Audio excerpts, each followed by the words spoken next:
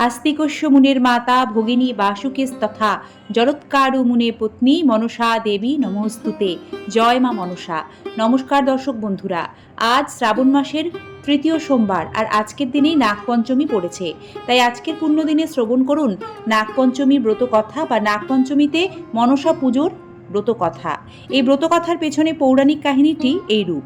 এক ব্রাহ্মণী, তার 3 পুত্র ও 3 পুত্রবধূ। শ্রাবণ মাস, বৃষ্টি পড়ছে, বউয়েরা পুকুরে স্নান করতে যাচ্ছিলেন।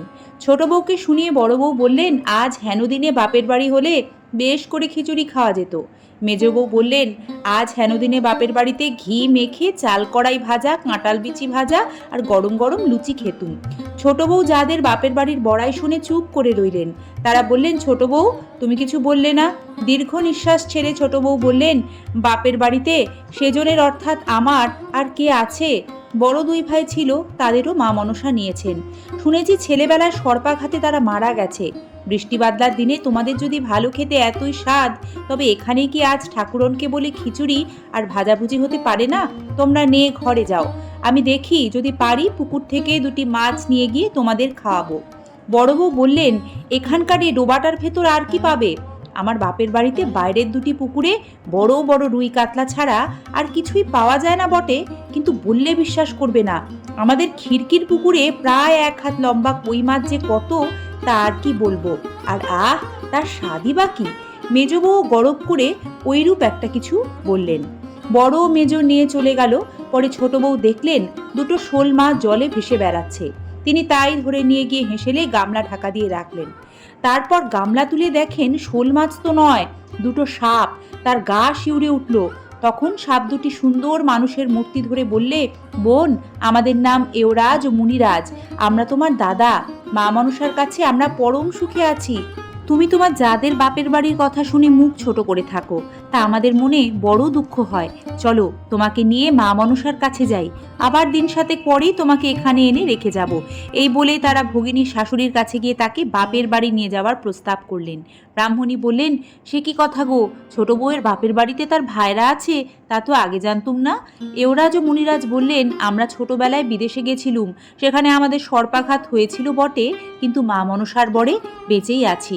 ভাইরা ছোট বউকে সঙ্গে করে নিয়ে 7 সমুদ্র পার হয়ে এক মহা অরণ্যে প্রবেশ করলেন।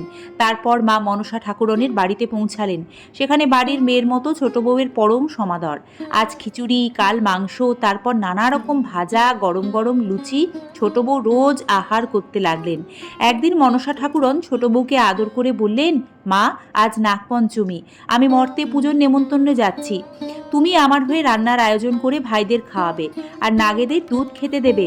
মা মনসা আরো বললেন, নাগেরা আদুরে ছেলে, অল্পেতেই রেগে ওঠে, দেখো তাদের যেন কোনো বিষয়ে ত্রুটি না হয়। তাই শুনে ছোট বউ বললেন, মা, তোমার কোনো চিন্তা নেই, আমি সব করব।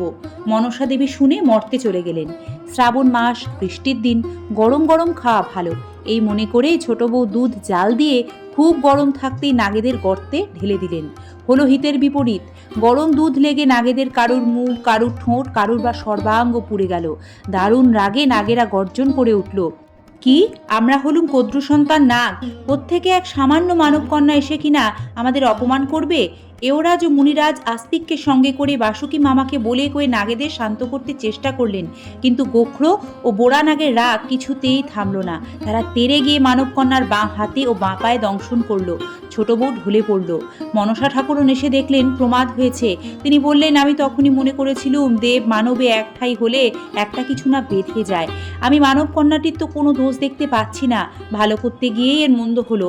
মা মনসার আশীর্বাদে তখন ছোট বউ আবার প্রাণ ফিরে পেল, বেঁচে উঠল। মনসা দেবীর প্রতি তার অচলা ভক্তি হলো। দেবী এওরাজ ও মুনিরাজকে আগেকার প্রাণ দান করলেন ও বললেন, তোমরা ভগিনীকে নিয়ে তোমাদের বাড়ি যাও। এই বলে ছোট বউকে গা ভরা গহনা, তার 2 ভাইকে ধনরত্ন দিয়ে মা মনসা ঠাকুরন বিদায় করলেন। এওরাজ ও মুনিরাজ বাড়ি এসে ঘর দোর দুরস্ত করে ভগিনীকে অনেক জিনিসপত্র সঙ্গে দিয়ে তার শ্বশুর বাড়ি পাঠিয়ে দিলেন। ব্রাহ্মণী এত গহনা ও জিনিস দেখে আশ্চর্য হলেন। বড় বউ ও মেজ বউয়ের যেন একটু হিংসা হলো। ছোট বউয়ের গা ভরা গহনা, কিন্তু সর্পাঘাতের ঘা এখনো ভালো রূপে শুকোয়নি।